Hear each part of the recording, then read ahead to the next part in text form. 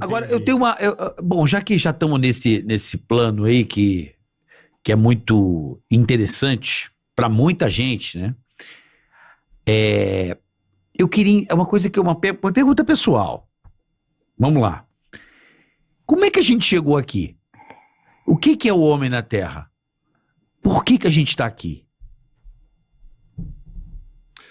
A resposta mais simples quem deu foi o próprio Javé, no século II depois de Cristo, quando seus anjos entregaram um rabi, ou seja, um rabino, um rabi judaico, Shimon Bar Yochai, os termos da Kabbalah ou da Cabala, quando ali ele diz que ele é um Deus exilado dentro da própria obra e que precisa de um tikkun. Tikkun, uma expressão cabalística que diz que é um reparo que precisa ser feito na obra, como também no Criador nela caído. Só que os judeus transformaram a queda desse Criador num passo de dança. Nos livros que eu escrevo, eu simplesmente repito o que as mitologias ancestrais disseram. Tá. Um Criador pôs um ovo, caiu dentro do ovo, quando o ovo quebrou, surgiram dois universos e ele caiu em um dos dois universos. Ponto. Só que os judeus transformaram isso numa criação maravilhosa e que o Deus Criador, que não tem nada de Deus, por amor exilou-se na própria obra. Ou seja, romancearam Um floreio. quando teria sido um grande acidente terrível. Então, assim, por que é que nós humanos existimos? A resposta clara e terrível, que foi disfarçada, é para sermos criaturas ferramenta ou criaturas cobaia, para ostentar no nosso corpo biológico o código doente do Criador.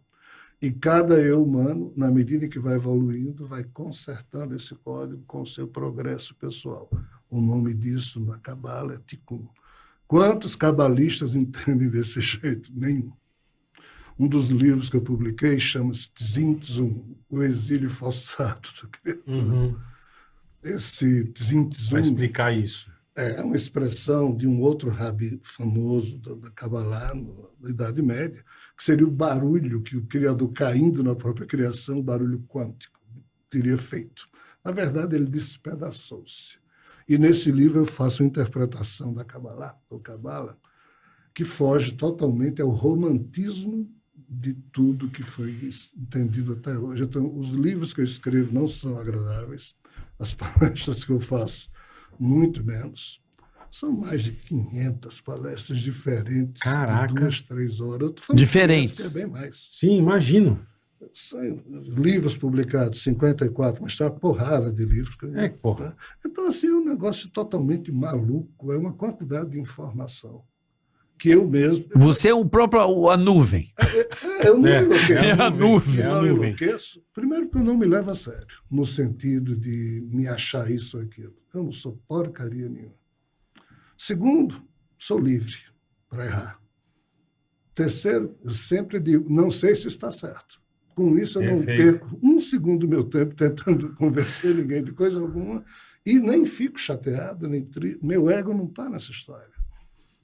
Como eu não consegui me livrar disso, eu tive que fazer isso. Então, eu sou o primeiro a dizer em todas as palestras e livros, não sei se isso está certo. Verifiquem para vocês mesmos. É porque, assim, o homem, o corpo humano, o homem, pô, a medicina está aí. Nós somos uma máquina perfeita para o nosso funcionamento. Sim. Como pode tantos elementos químicos? Tudo tem que casar, né? Tudo. É impressionante que até hoje o homem não consegue desvendar a perfeição para o funcionamento desta máquina. Isso me intriga. Tipo, o cérebro humano está para um neurologista, assim como o espaço está para um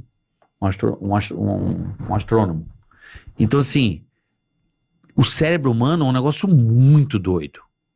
Muito disruptivo com a matéria. É um enigma, até para os médicos, né? Que lutam a cada dia para doenças, bactérias, enfim. É uma luta constante da ciência para explicar isso aqui, cara. Para explicar isso aqui, para explicar movimento. Você vê que o homem tenta fazer robô, mas não consegue fazer a nossa intuição humana. Eu não tenho medo da inteligência artificial. Muitos têm medo, eu não. Eu acredito ela como ferramenta. Eu acho que o homem É uma mágica, é um negócio muito doido, entendeu? Olha, o nosso cérebro, dentro dessa caixa craniana, tem entre 85 a 100 bilhões de neurônios. Uhum. Fumando um baseado, cai pra quanto? Só pra saber. Não cai, não. Cai não? Cai, não. O pessoal diz que cai, mas não cai, não. Desses, cada um bichinho desse. Isso é ser vivo, tá? Neurônio é um. Sim, é um Ele impulso. tem milhares de dendritos e um axônio. É. Ou seja, cada neurônio tem milhares de bracinhos e só uma saída. Esses bracinhos recolhem as informações que chegam, o código neuronal que está dentro de cada neurônio processa essas informações e, olhem bem, só sai uma resposta.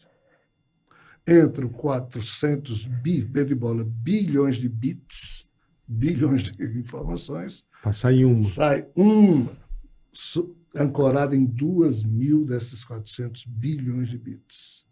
O que nós enxergamos como sendo a nossa faixa de realidade é um subproduto de microtúbulos dentro dos nossos neurônios que fazem a transformação dessas informações que chegam, soltam a resposta pelo axônio. Como a mesma resposta, os axônios do nosso cérebro soltam, entre aspas, naquilo que a gente pensa ser o nosso lóbulo frontal, o córtex frontal, essa sensação de que o cérebro pulsou, então a gente pensa que é um eu, que nele existe. E como nos deram o nome, aí é que Rogério pensa que é Rogério pensando através desse cérebro, quando não é. O que é que a ciência descobriu? Né? Através de RP, bem pouco importa. Os cientistas enchem o cérebro de alguém com eletrodos, esses eletrodos se ligam a um computador, então o retrato do meu cérebro fica lá no computador. Ficar ali, Aí o cientista diz, Rogério, fale. Aí eu digo, automóvel. Aí o cientista disse, engraçado, antes de você falar a palavra automóvel, aquela parte do seu cérebro se atendeu. Se acendeu. Fale outra coisa. Cavalo. Agora foi outra. Fale outra coisa. Ou seja, os cientistas de tantos testes que fizeram, eles chegaram a uma conclusão impressionante. Tudo que sai pela boca de um ser humano, tudo que ele pensa, sente, as ações, acontece porque primeiro o cérebro da gente foi acionado, ou pulsou. Então, 0,5 segundos antes de uma palavra sair pela minha boca, meu cérebro escutou. Aí você pergunta aos cientistas, ok, e o que é que podemos deduzir disso? Aí a resposta deles, que o ser humano não tem livre-arbítrio.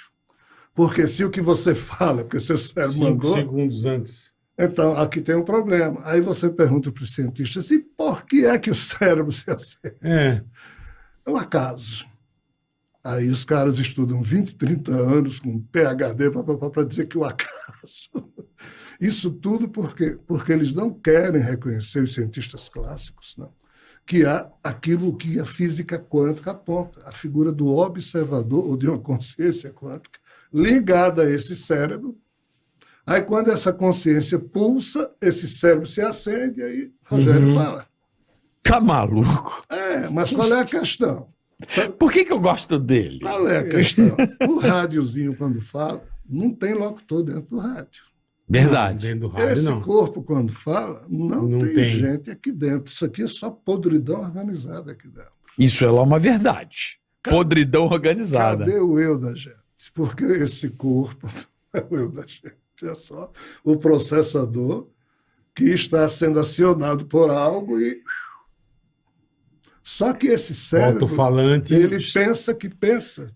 Por quê? Porque como ele é acionado por algo, resta a sensação da pulsação do cérebro e nessa ação, quem é que a aplicação? É a sensação do eu que o cérebro produz que pensa que é ele que está agindo porque alguém acionou o cérebro. Entendo se puder o que eu estou dizendo. A questão é, cadê a gente? Então, assim, a espiritualidade... Que é assim... no começo do programa? Eu falei a você. Dá uma cagatina. Não, dá uma noia. Puta. Eu falei pra você. Hoje vai dar uma mas sabe noia porque, braba. quer ver o que faz sentido o que você fala, na minha percepção, muito sentido? A pessoa morre. Mano, aí você fala assim... Acabou? Pra onde foi?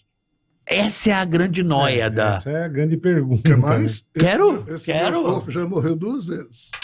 É mesmo? Nas 2 vezes dentro do hospital. Nas 2 vezes, o meu eu continuou a existir ininterruptamente. E o defunto ali, E o seu e eu. eu continuando existindo. E assim é com todos nós. Por quê? Porque exatamente o eu da gente não está dentro desse corpo, não é esse corpo. Esse corpo morre, o eu da gente, o eu de cada um de nós, do jeitinho que é, A luz. continua existindo ininterruptamente, independente de fé, de não sei o quê, é algo natural. Sim, sim. Aí passa um filmezinho da consciência, cara, com todas as figurinhas quânticas que você nessa vida vivenciou. Que seria a alma. Esse eu da gente, essa sensação, bem, aqui eu vou deixar a ciência de lado e vou agora para Perfeito. fofoca de revelação espiritual. Aqui, até agora eu estava falando de ciência. Cientificamente. Tá. Agora eu vou falar de revelação espiritual. Certo. O que é dito? Né? Como cada um de nós tem um espírito que anima esse corpo, o que implica dizer que é um espírito, entre aspas, encarnado nesse corpo. Isso. Perfeito. Mas antes disso eu preciso dizer uma coisa. Em tese, se esse espírito está ligado a esse cérebro e ele diz X, era para esse cérebro acender e Rogério aqui dizer X. Uhum. Só que não é assim. Por quê? Aí as mulheres, sempre as mulheres. Eva, lá atrás de Adão, Uhum. dizem que Eva comeu a maçã, É. mas na espiritualidade o que se sabe é que ela tomou Um goró. umas boas Aí pelpes. sim, Eva. Aí tomou uma Na vodquinha. verdade, o que a gente chama de ayahuasca, de floral de cannabis, substâncias químicas que modificaram o código neuronal lá no âmbito interno dos neurônios, e isso corrompeu, entre aspas, o poder De que decisão. figuras de fora têm sobre o corpo humano. Aí, desde Adão e Eva, usando essa metáfora, que não tem nada de metáfora, mas para a gente poder estabelecer um parâmetro, que o espírito encarnado ou num ser humano, ele pulsa, o cérebro se acende, mas não do jeito que o espírito gostaria. Então a Eva ficou muito louca e comeu a maçã. A racionalidade. Entendi. Aí a Entendi. racionalidade humana é que decide se aquilo que veio move ou não o ser humano. Julian Jaynes é um psicólogo, filósofo norte-americano, que em 1976 lançou um livro, o título é meio estranho, A Consciência no Caso da Mente Bicameral. Qual era a tese de Julian Jaynes?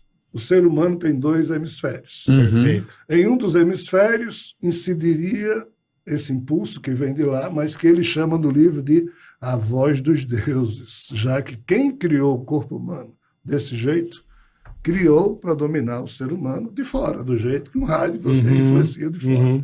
Esse corpo humano também. Olhem bem.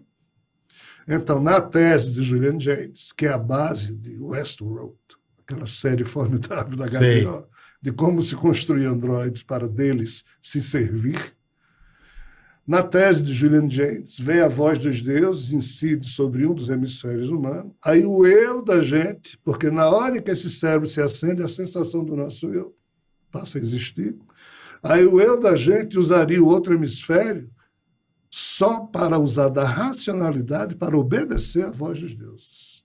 Ou seja, nós não éramos livres para usar a racionalidade para fazer o que quisesse. É o ping e depois o outro dá o pong. Aí Eva é que corrompeu Entendi. esse sistema. Confundiu. Tomando um- E desde Adão e Eva, Teca-teca. o ser humano é livre. Isso. O ser humano é livre para ser dono de si mesmo. Só que não conseguiu porque surgiram as religiões Caraca. e impuseram, via temor religioso, Tem que ser assim, tem que ser perderam o assado. controle Pecado. automático sobre o genoma, porque Eva misturou química externa com ele. Sim. Mas aí agora o medo religioso, ou seja, usaram a fé religiosa como sendo cabresto para... E essa é a central, é o tema central da vida de Jesus.